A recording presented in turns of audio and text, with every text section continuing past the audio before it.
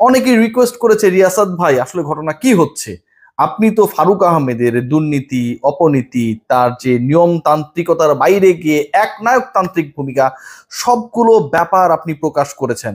Faruk out, Bulbul in, এই যে discussion হচ্ছে, ফারুকের আউট নিয়ে কোনো কি ডাউট রয়েছে কি না, সেই ডিসকাশনটাই করতে চাই। একটু সময় নিচ্ছিলাম, একটু জানার চেষ্টা করছিলাম এই মুহূর্তে কোন অবস্থায় কে রয়েছেন, এবং আসলেই যে আলোচনাটা চলছে ফারুক আউট বুলবুল ইন, সেটা কতটুকু সত্য।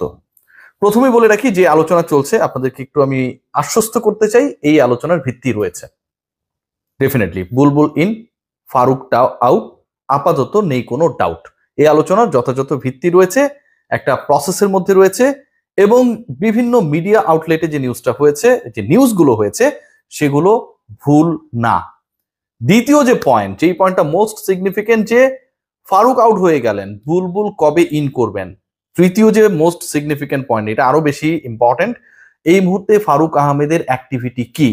এবং নাম্বার ফোর্থ যে ইস্যুটা রয়েছে, সেটা হচ্ছে কি কারণে আসলে ফারুককে আউট করার ব্যাপারে বা ফারুকের থেকে রাহু মুক্ত করার ব্যাপারে বাংলাদেশ ক্রিকেট বোর্ডকে যারা নীতি নির্ধারণী পর্যায়ে রয়েছেন তারা ভাবছেন। দেখুন, আপনাদের একটা ছোট্ট এক্সাম্পল দিই, এক্সাম্পলটা দিলে আপনারা ব্যাপারটা বুঝতে পারবেন এবং বুঝতে সহজ হবে। বাংলাদেশে এই মুহূর্তে একটা ইন্টারিম সিচুয়েশন চলছে, এবং এই পার্টিকুলার সিচুয়েশনে ইন্টারিম গভর্নমেন্টের প্রধান হিসেবে দায়িত্ব পালন করছেন অধ্যাপক ডক্টর মোহাম্মদ ইউনূস, রাইট? আপনাদের পছন্দ অপছন্দ নানা কিছু থাকতে পারে, প্রত্যেক মানুষ একই রকম ভাবে চিন্তা করবে সেটা আমি এক্সপেক্ট করি না, কিন্তু বাংলাদেশের ইন্টারিম গভর্নমেন্টের প্রধান হচ্ছে ডক্টর মোহাম্মদ ইউনূস। এখন ডক্টর মোহাম্মদ ইউনূস যদি কালকে ঘোষণা করেন যে পরবর্তী যে জাতীয় ইলেকশনটা হবে সেই ইলেকশনে তিনি প্রার্থী, এটা কি মানুষ একসেপ্ট করবে?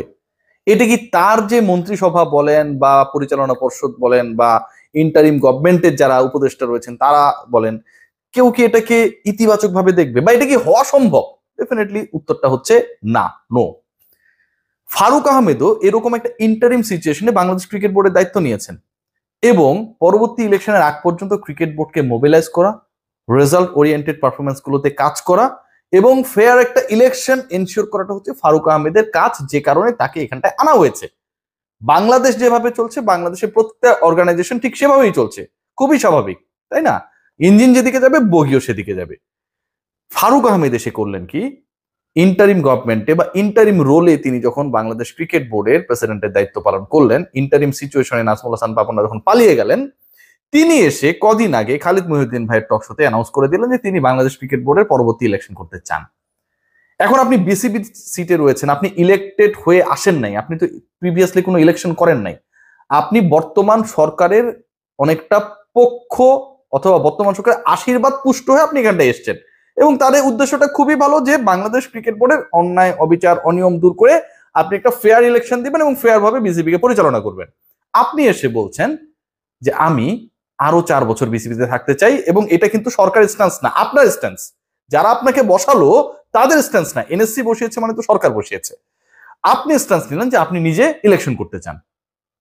এই আপনি এমন একজন পাবলিক যিনি হচ্ছে অনিয়ম করে টেন্ডারবাজি করলেন, টেন্ডার ছাড়া, এনলিস্টমেন্ট ছাড়া বিভিন্ন কোম্পানিকে কাজ দিলেন, এবং সেই কোম্পানিগুলো যে এনলিস্টমেন্টের বাইরে থেকে কাজ পেয়েছে সেগুলোর ডকুমেন্টস, ডাটা, রেকর্ড সবকিছু আমার কাছে আছে, আপনি চ্যালেঞ্জ করতে পারেন, আমি আপনার সাথে বসতে চাই।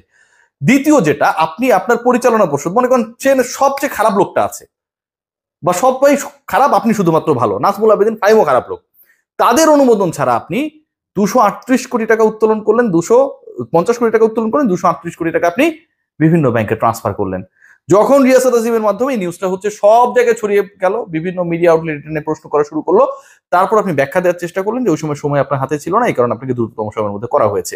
আচ্ছা, ক্রিকেট বোর্ডে কি অগাস্ট থেকে নভেম্বর পর্যন্ত কোনো মিটিং হয়নি, বোর্ড মিটিং হয়নি? আপনি কেন তাহলে অগাস্ট থেকে নভেম্বর পর্যন্ত ট্রান্সফার গুলো চলেছিল, পূর্ব অনুমোদন নিলেন না? পোস্ট ফ্যাক্টর অ্যাপ্রুভাল মানে হচ্ছে এখানে একটা 2 নম্বরই আপনি করেছেন। থার্ড যে পয়েন্ট, মোস্ট ইম্পর্টেন্ট, যারা আসলে ছাত্র আন্দোলনে গুলি চালিয়েছে, হত্যা মামলার আসামি, তাদেরকে আপনি বাংলাদেশ ক্রিকেট বোর্ডের ভুয়া অফিসিয়াল বানিয়ে বাংলাদেশ সেনাবাহিনী পরিচালিত 5 স্টার হোটেল রেডিসনে কক্ষ ভাড়া নিয়ে রাখলেন, ইউএস বাংলা ফ্লাইটে ট্রাভেল করালেন, আপনার সফর সঙ্গী বানালেন, এবং পরবর্তীতে ওই একই টক শোতে, খালিদ মহিউদ্দিনের সেই টক শোতে গিয়ে আপনি বললেন যে আমি যতটুকু জানি রানার কোনো পলিটিক্যাল অ্যাফিলিয়েশন নেই। তার মানে তো আপনি সরকারকে চ্যালেঞ্জ করছেন, সরকারকে চ্যালেঞ্জ করছেন এভাবে যে সরকার বলছে যে তিনি এরকম মামলার আসামি, তাকে গ্রেপ্তার করা হয়েছে, জেলে আছে, আর আপনি বলছেন কোনো পলিটিক্যাল অ্যাফিলিয়েশন নেই। এই যে আপনার কদর্য কর্মকাণ্ডগুলো, এই কর্মকাণ্ডগুলোতে সাধারণ মানুষ, ক্রিকেটার, ক্রিকেট ভক্ত, সাংবাদিক এবং আপনি যাদেরকে পালছেন এই মুহূর্তে, আপনি তো একটা মোটামুটি একটা গোষ্ঠীকে পালছেন, আমরা সবাই তাদের নামটাম জানি, ঠিক আছে? তারা কি করে করে কি জানেন? মজার একটা কাহিনী বলি। তারা যেটা করে, তাদের হাউসে হচ্ছে ফারুকের এগেনস্টে একটা রিপোর্ট করে, ওটা হালকা রিপোর্ট হয়, বুঝছেন? এটা করে এডিটরকে একটা বুঝ দেয় যে আমরা কিন্তু ফারুক ভাইয়ের এগেনস্টে, আমরা কিন্তু ফেয়ার। এরপরে ফারুককে নিয়ে যারা চাপাচাপি করছে এদেরকে নিয়ে একটা বড় রিপোর্ট করে, বুঝতে পারছেন? এই পলিসিটা এখন মেনটেন করছে আমার প্রিয় বড় ভাইয়েরা। যা হোক, সেটা ডিফারেন্ট আলোচনা, সেই আলোচনাটা এখন আমি করতে চাই না, মোটামুটি যে আপনার বুঝার বুঝে গেছেন। এই সিচুয়েশনে বাংলাদেশ ক্রিকেট বোর্ডে পরিবর্তন আনা, ফারুক আহমেদকে এখান থেকে আউট করে একজন ব্যক্তিত্ববান মানুষকে ইন করাটা এই মুহূর্তে যারা আসলে সরকারের সাথে যুক্ত রয়েছে, যারা নীতি নির্ধারণী মহলে রয়েছেন, তারা মনে করছেন খুবই যৌক্তিক। ফারুক আহমেদ এই মুহূর্তে যে কাজটা করছেন, আমি একদম শিওর হয়ে আপনাদের সাথে শেয়ার করছি, বিভিন্নভাবে বলার চেষ্টা করছেন এবং এরকম একটা সেন্টিমেন্ট ক্রিয়েট করার চেষ্টা করছেন যে ক্রিকেট বোর্ড এবং আপনার বাফুফে, যারা হচ্ছে আইসিসি এবং ফিফা অ্যাফিলিয়েটেড অর্গানাইজেশন, আমার এই ডিসকাশনটা শুনবেন, খুব সিরিয়াস কিন্তু, সেখানটায় সরকারের কোনো হস্তক্ষেপ থাকা যাবে না, যদি করে তাহলে তারা ব্যান করতে পারে। সো ফারুককে সরালে বাংলাদেশ ক্রিকেট বোর্ডে একটা ব্যান আসতে পারে। এরকম একটা তিনি ইউটোপিয়ান থট দিয়ে, এরকম একটা তিনি অদ্ভুত ধরনের তত্ত্ব দিয়ে নিজের জায়গাটা পোক্ত করার চেষ্টা করছেন, একটা ভীতির তৈরি করার চেষ্টা করছেন, একদম সবাই যেন ভয় পায়, সবাই যেন এই ব্যাপারে কোনো কিছু না বলে না করে, এরকম একটা সিনারিও তিনি তৈরি করার চেষ্টা করেছেন। জ্ঞাতার্থে জানাচ্ছি, ফারুক আহমেদ এই মুহূর্তে আইসিসির প্রেসিডেন্টকে, জয় শাহ আইসিসি প্রেসিডেন্ট হবার আগে ছিলেন BCCI secretary, right? Jay Shah কে? He was appointed as the secretary of BCCI and appointed as the ICC president cause he is the son of Amit Shah. এই মুহূর্তে ভারতের যিনি স্বরাষ্ট্রমন্ত্রীর দায়িত্বে রয়েছেন। পাকিস্তানে মহসিন নাকভির সাথে তো আপনি মিটিং করেছেন, মিটিং করে তো ওই যে 5 ম্যাচের টি-20 সিরিজকে আপনার কমিয়ে 3টায় নিয়ে এসেছেন, তাই না? মহসিন নাকভি তিনি পিসিবির চেয়ারম্যান শুধু না, তিনি একই সাথে ওই দেশের হোম মিনিস্টার। সাবকন্টিনেন্টে যত ক্রিকেট বোর্ডের দায়িত্বশীল যারা থাকে সবাই ভাই পলিটিক্যাল ব্যাকগ্রাউন্ড থেকে আসে, ওই নাজমুল হাসান পাপন, সাবের হোসেন চৌধুরী থেকে শুরু করে সবাই। এবং পলিটিক্যাল কোনো ধরনের যদি আশীর্বাদ পুষ্টতা আপনার উপর না থাকতো মিস্টার ফারুক আহমেদ, আপনি কি উড়ে এসে জিরো বিসিবিতে বসতেন? আপনার মধ্যে কি এমন আছে যে কারণে আপনি অটোমেটিকলি বিসিবি প্রেসিডেন্ট হয়ে যাবেন? কি কারণে আপনাকে এনএসসি সেই সমর্থনটা দিল? নিজের দিকে তাকান, আয়নায় নিজের চেহারা দেখেন, তারপরে আপনি বলার চেষ্টা করেন যে আইসিসিতে বাংলাদেশ ক্রিকেট বোর্ড নিষিদ্ধ হয়ে যেতে পারে। মজাটা এখানটায় ফারুক আহমেদ, আমার এই ডিসকাশনস গুলো আপনি শোনেন, আমি বিভিন্ন খবর পেয়েছি। মজাটা হচ্ছে, আমিনুল ইসলাম বুলবুল যদি বাংলাদেশ ক্রিকেট বোর্ডের প্রেসিডেন্ট হন, right now he is the part of ICC, himself. Bangladesh cricket বোর্ডে ফারুক আহমেদ আপনাকে যদি কিক আউট করা হয় এবং সেখানটায় যদি কেউ এন্ট্রি করে, সেই মানুষটা যদি আমিনুল ইসলাম বুলবুল হয়, যে আলোচনাটা রয়েছে যথেষ্টভাবে রয়েছে, তিনি নিজেই আইসিসির পার্ট। তো আপনি আইসিসির ভূগোল কাকে বোঝান?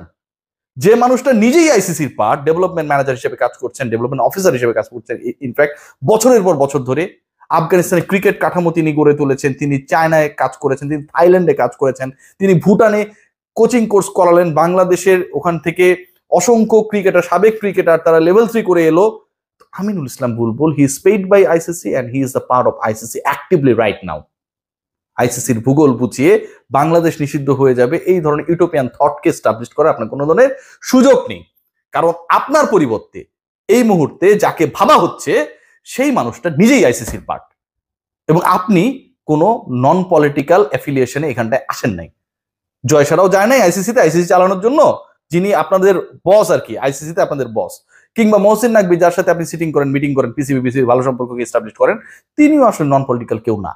সো প্রত্যেকটা ক্রিকেট বোর্ডে আলটিমেটলি তারাই লিডারশিপে থাকেন যাদের পলিটিক্যাল অ্যাফিলিয়েশনটা strong, not even fair, strong.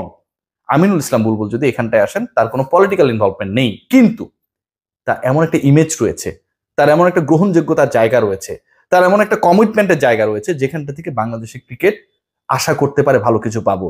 2 number দুর্নীতিবাজ টাউট বাটপার যদি বুলবুল সাহেব হতেন, তাহলে একটা জিনিস খুব ক্লিয়ারলি আমরা দেখতে পেতাম, এই মানুষটা বছরের পর বছর, ইয়ার্স আফটার ইয়ার্স, গত 20 বছর থেকে কম বেশি আইসিসিতে যে কাজ করছেন সেটা করতে পারতেন না। এসিসিতে কাজ করেছেন, আইসিসিতে কাজ করেছেন, এবং বিশ্বাস করেন ভাই, আমরা যারা খোঁজ খবর রাখি, প্রত্যেকটা আমাদের যারা এফিলিয়েটেড নেশনস রয়েছে আইসিসির সাথে, বোর্ড রয়েছে, প্রত্যেকের কাছে একটা রেসপেক্টের নাম ইস আমিনুল ইসলাম বুলবুল। সো গিরিঙ্গি, গুটিবাজি, বিভিন্নভাবে ভয় দেখানোর টেন্ডেন্সি, এগুলো বাদ দিয়ে আমার কাছে মনে হয় নিজের পরাজয়, নিজের নৈতিকতা হারানোর ফলে আপনি যে আপনার জায়গাটা হারিয়েছেন, খুইয়েছেন, আপনি হিরো থেকে যে জিরো হয়েছেন, এই ব্যাপারটিকে মেনে নিন। ফিউচার লাইফে কাজে লাগবে।